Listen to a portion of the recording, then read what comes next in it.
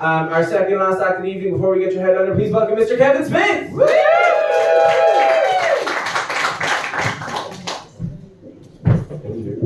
Okay, I think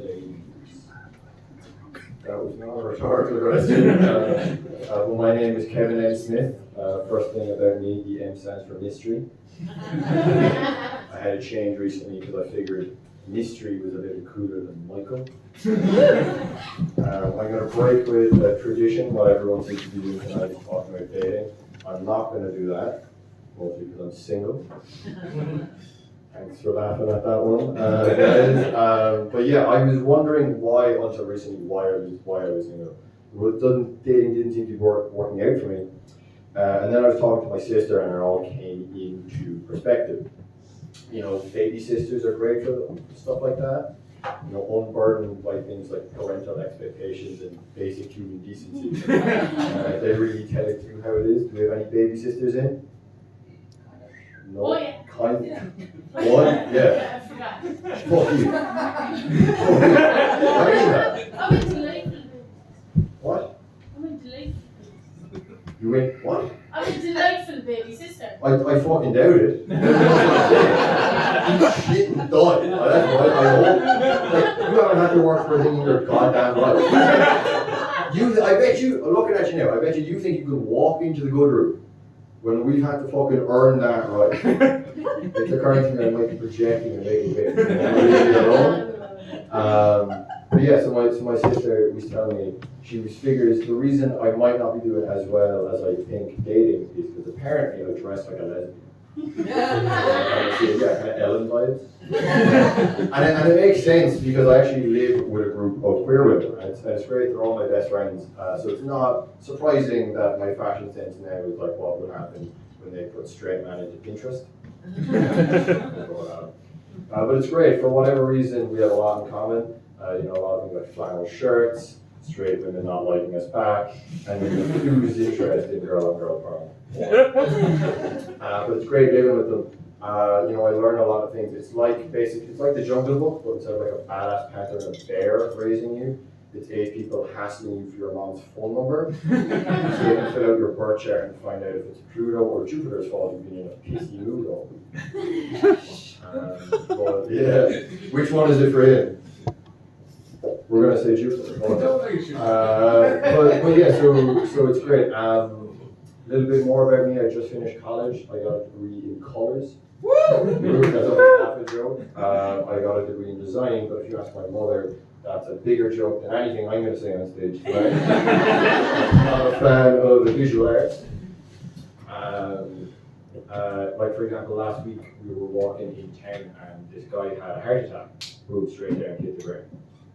And he was calling for a doctor, calling for a doctor, and my mom's response, that could be you. And so she was sitting there, like, my mom, for the record, first aid nurse. So figured this was a better use of her time than saving this man's life. She was sitting there, tell me now, Kevin, the colour on his face, is it more of a fuchsia or a puce?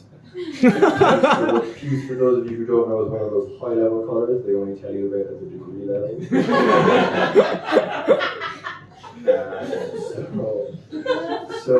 But after the funeral, I was explaining to her, you know. Yeah, that one takes a second. But after the funeral, I explained to her, like, design wasn't even my first choice for college. Originally, I wanted to go into the priesthood. Yeah. I guess, yeah. But the reason I didn't was because I didn't get the points for it in my exams. I was apparently too thick to be a priest. Yeah. I'm not going to think about that one too much. And I thought I'd have made a great priest for a number of different reasons. But one of them was, when I was a teenager, I identified as asexual. That's just when you don't want to fuck anybody. And so I thought I'd be great, because, you know, you wouldn't have to worry about me breaking my vows with anyone. You know, man, woman, or otherwise. You know, other people they might be involved with, you know.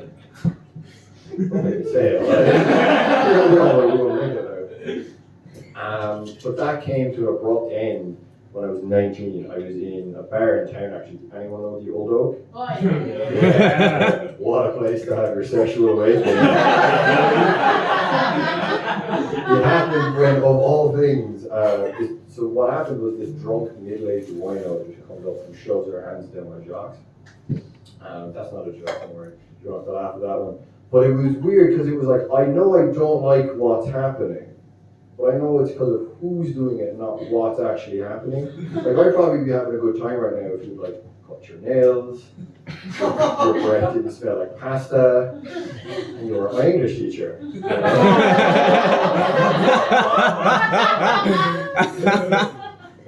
a little bit more true than I'd like to admit. But yeah, so at that stage, I knew I wasn't asexual, but I didn't know really what I was. So I was in college, and I figured it was time to start experimenting. You know, experimenting is pretty common in college, especially for ladies, not so much for guys. You know, most lads aren't going out spending an evening letting one of the lads from the GA team throw them around like a rag doll just to come back and go, it's not for me. You know, not many lads are going out sucking dick just to find out that they're more of a pussy man. You know, like, and like that obviously goes for me. I'm like looking at me now. I'm the straightest thing since sliced bread. And I clearly don't have the lips for sucking dick, whatever that means. But yeah, so by the time it came down to like actually, as my granddad used to call it, dance with the funky monkey. I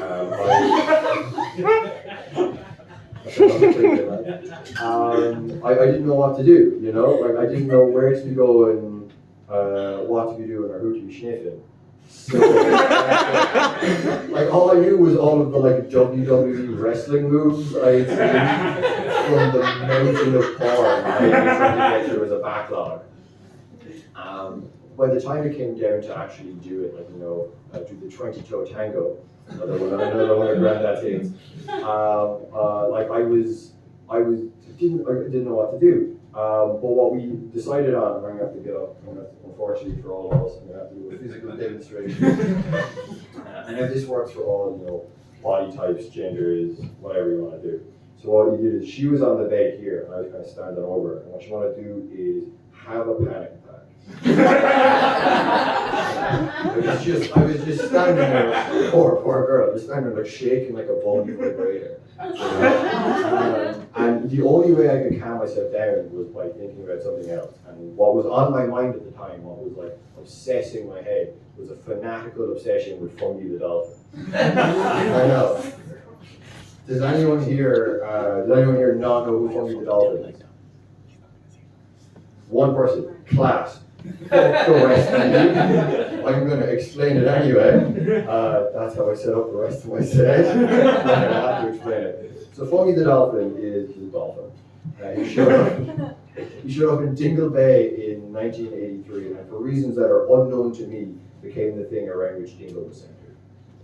Dingle really is funky town. You know, now this is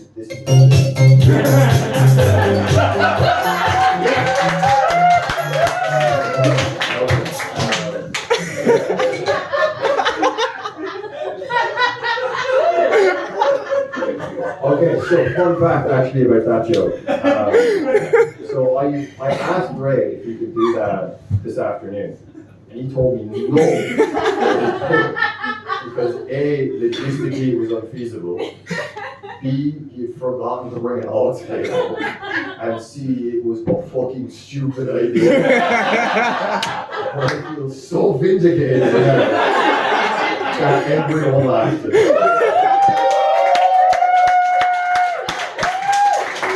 Fuck you, Ray.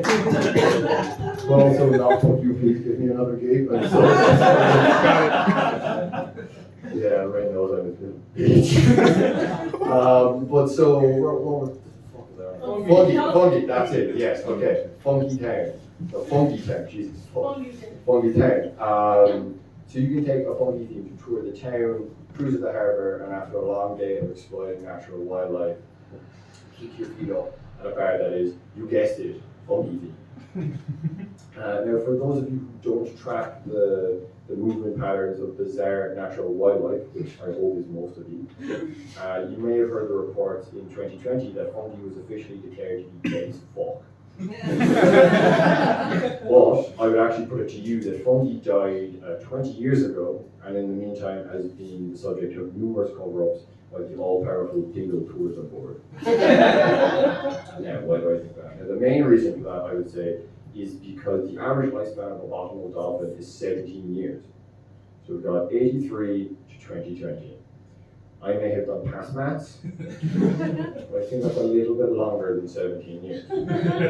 So if fungi's dead, what the fuck are the lads up in Dingle been calling fungi all this time? I have three theories, and we're going to go through them really quickly. Theory number one, it's just a different dolphin. They've been swapping them out. It's a genius plan. Because I don't know about you, but I think if you put two of them next to each other, I couldn't tell the dolphins. I might just be a fish racist, but I sometimes don't think I'm the only one. Theory two, we're going to skip over because the lads are saying I'm running out of time. It wasn't that funny anyway. Theory three is that fungi never existed. That he's not real, he's never existed, because I've never met him. I don't know anyone who ever has. Has anyone? A couple of people? Okay, shit. I'm sure you got my number two. No, actually, this is actually proof. This for the proof for me. This is how bad the conspiracy has gotten. Dingle have copped onto me and have sent down actors to infiltrate the gig and discredit me. So I'm gonna go before they fucking shoot me. Like fungi. Yeah, have a good night, guys.